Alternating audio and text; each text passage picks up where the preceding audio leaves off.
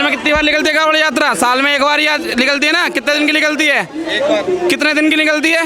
30 दिन के लिए। ठीक है, और नमाज साल में कितने दिन होती है? 365 दिन। तो फिर कितना फर्क आ गया? मैं इनके साथ खड़ा हूँ, हम इनमें क्या फर्क है? अपने धर्म का सम्मान कर रहे हैं, मैं तिलक लगा के सम्मान कर रहा हूँ, सही बात है ना? नहीं, मैं तो सच्चाई का सम्मान कर रहा हूँ। हाँ, आप सच्चे बोल रहे थे, हाँ। बिल्कुल जो बात आपने बोली बिल्कुल करेक्ट बोली।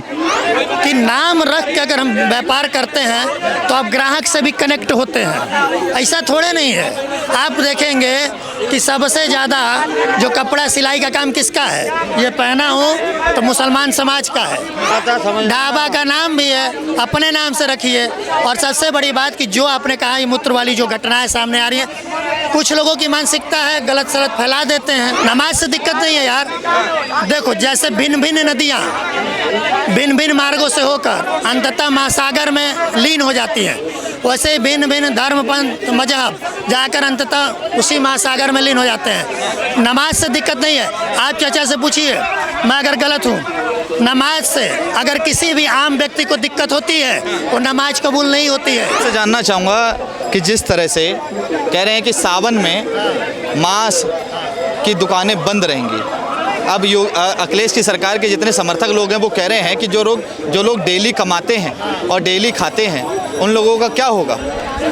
पहली बात देखिए, मैं अपना एक ओपिनियन बता रहा हूँ। मैं मीट मांस का विरोध करता हूँ, ठीक है, बंद रहनी चाहिए, लेकिन उस पर भी विचार करना चाहिए कि भाई जो रोज़मर्रा के जीवन पर आधारित हैं उनके बारे में भी सोचना चाहिए। और दूसरी चीज़, जहाँ तक मांस या सावन की बात है, खाते दोनों साइड के लोग हैं, हिंदू भी खाते हैं, मुसलमान भी खाते हैं, कोई एक व्यक्ति विशेष नहीं खाता है, ठीक है। अब रही बात कि योगी बाबा ने इसलिए कहा कि बहुत सारे यात्री जाते हैं भंग ना हो, क्योंकि इसमें दो चीज़ें हैं। जो शरारती तत्व के लोग होते हैं, अब वो कुछ गड़बड़ कर दें तो इससे कुछ चीज़ें बढ़ जाती हैं, बंद रहेंगी तो चीज़ें नहीं आएंगी, ये भी एक सोच है। और दूसरी एक बात और है, देखिए कि मीट मांस खाना ना खाना ये व्यक्ति के ऊपर निर्भर करता है। जैसे मान लीजिए कि पालन पोषण के ऊपर निर्भर करता है, मेरा यह मानना है, ठीक है। और रही बात कि थोड़ा सा मान लीजिए कि इस देश में भाईचारे हैं, इस देश में सभी एक दूसरे का सम्मान करते हैं, चलिए सावन मास में बंद ही हो जाए तो इन भाइयों को भी सपोर्ट करना चाहिए, इनका भी सम्मान होना चाहिए। और इसमें क्या है कि देखिए ये 140 करोड़ का देश है, तो सबको साथ लेकर चलना चाहिए। और रही बात कि योगी बाबा, आप देखे होंगे अभी उनका एक वीडियो आया था कि एक मुस्लिम बहन थी, उनका बच्चा गया था तो उसको कितना लाड़ प्यार कर रहे हैं। ऐसा नहीं है कि जो छवि बनाई जाती है, जो छवि दिखाई जाती है। देखिए हमारे यहाँ भी मुसलमान भाई हैं, ऐसा थोड़े नहीं कि उत्तर प्रदेश के मुसलमान भाई नाराज है। देखिए सबका अपना अपना एक ओपिनियन होता है। दुकानों पे नाम लिखा जाएगा, ये कहाँ तक सही है? गुड्डू होगा तो कैसे पहचानेंगे कि वो हिंदू है या मुस्लिम? मैं आपको बताऊं, देखिए दुकानों पर तो अपना नाम लिखना चाहिए ओरिजिनल जो है, क्योंकि इससे क्या होता है कि कुछ लोगों को मुद्दे मिल जाते हैं। आज ये आप चीज़ों को समझिए कि कितना बड़ा एक प्रोपोगेंडा बन जाता है इन सब चीज़ों को लेकर। ठीक है, देश है, सबका है, तो इस तरह से हर चीज़ों को एक निर्धारण होना चाहिए। क्योंकि देखिए आप एक बात समझिए, मैं अगर अपना नाम कुछ और रखूं, काम कुछ और करूं, तो इससे कहीं ना कहीं दूरियां बनती हैं। हमें दूरियों को ख़त्म करना है, दूरियों को बढ़ाना नहीं है। और रही बात कि अगर मान लीजिए ये देश अगर हम अपने ओरिजिनल नामों से ही करते हैं तो क्या दिक्कत है, क्या समस्या है, आप बताइए। तो फिर ये 15 मिनट की नमाज के लिए भी दिक्कत नहीं होनी चाहिए, है ना? सच्ची बात कहने में तो हरज ही नहीं होना चाहिए, डर ही नहीं होना चाहिए। और सच्चाई जब तक नहीं आएगी झगड़े ख़त्म नहीं होंगे। सच्ची बात होनी चाहिए। जैसे कभी हमारे बचपन में नहीं बिल्कुल नहीं, बिल्कुल सलाम लिखो, उसको बस दुसूर लिखो, अपने नाम को अच्छा करके लिखो, कोई धोखे में ना हो। अब्दुल सिर्फ ढाबा चला रहा है जो, हाँ धोखेबाजी गलत है, उसको देखो, निगरानी गवर्नमेंट का काम है। चाचा ने क्या बोला, बिल्कुल सही बोला कि अपने नाम से चलाइए, क्या दिक्कत है।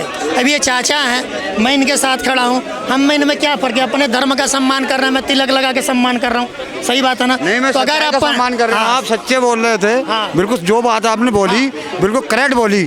तो सच्चाई का साथ देना चाहिए, और सच्चाई जरूरी है। इंसान तो चला जाएगा, ये बक तो रह जाएगी। आपको एक चीज़ बताऊँ, महत्वपूर्ण चीज़ें क्या होती हैं? महत्वपूर्ण चीज़ें ये होती हैं कि कोई भी धर्म पंथ मजहब हो, आप चाचा से पूछ लीजिए कि इस्लाम में झूठ बोलना सख्त मनाही है, सख्त Correct. मनाही है। आप सत्य के साथ रहिए, ठीक है, जिसको जाना है वो जाएगा।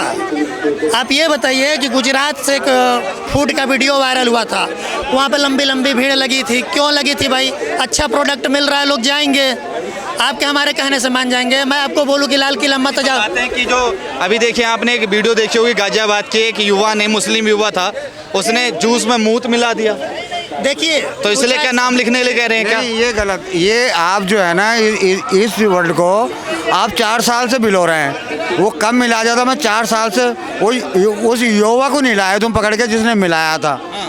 हम भी तो कम से कम पूछ रहे, कोई दूर तो है नहीं गाजियाबाद।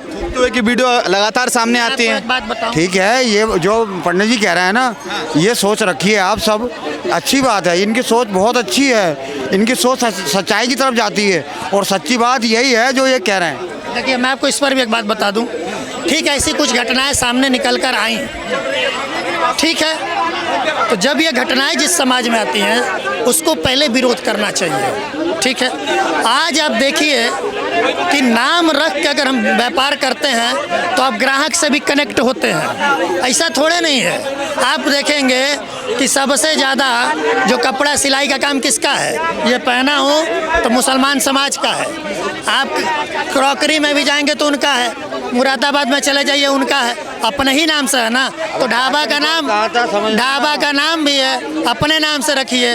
और सबसे बड़ी बात कि जो आपने कहा ये मूत्र वाली जो घटनाएं सामने आ रही हैं, कुछ लोगों की मानसिकता है, गलत सलत फैला देते हैं। अब मान लीजिए कि कुछ चीज़ें ऐसी हैं जिन पर मैं कहता हूँ, अभी चाचा इनके सामने कहूँगा कि मुस्लिम समाज को उस पर खुलकर विरोध करना चाहिए। मैं जानना चाहूंगा कि बिल्कुल करना चाहिए। मैं जानना चाहूंगा 15 मिनट की नमाज से क्या दिक्कत है फिर?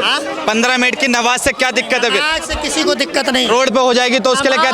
हाँ। नमा प्लस आज नमाज, नमाज से दिक्कत नहीं है यार। देखो जैसे भिन्न भिन्न नदियाँ भिन्न भिन्न मार्गों से होकर अंततः महासागर में लीन हो जाती हैं, वैसे ही भिन्न भिन्न धर्म पंथ मजहब जाकर अंततः उसी महासागर में लीन हो जाते हैं। नमाज से दिक्कत नहीं है। आप चाचा से पूछिए, मैं अगर गलत हूँ, नमाज से अगर किसी भी आम व्यक्ति को दिक्कत होती है वो नमाज कबूल नहीं होती है। पूछिए अगर मैं गलत बोल रहा हूँ, हाँ पूछिए। तो रोड पे नमाज नहीं पढ़नी चाहिए फिर? पूछिए। ऐसा है कि जो आप लोगों ने अफवाहें बनाई हैं और एक टारगेट के हिसाब से, पंडित जी जैसे कहा ना, उन्होंने सही कह रहा है, एक आपने टारगेट बनाया, हमने टारगेट बना दिया। वो जिसने भी बनाया आपने टारगेट बनाया। मैंने उस बात पे भी ये पूछ लिया था एक बार कि यार कहीं ऐसा तो नहीं कि हम नमाज के लिए नियत बांधते हों और बदबू चालू हो जाती हो, ऐसा तो नहीं? तो फिर लोगों ने क्या, नहीं ऐसा तो नहीं है। 15 मिनट की नमाज अगर रोड पे नहीं हो रही तो आपको उससे कोई समस्या नहीं है?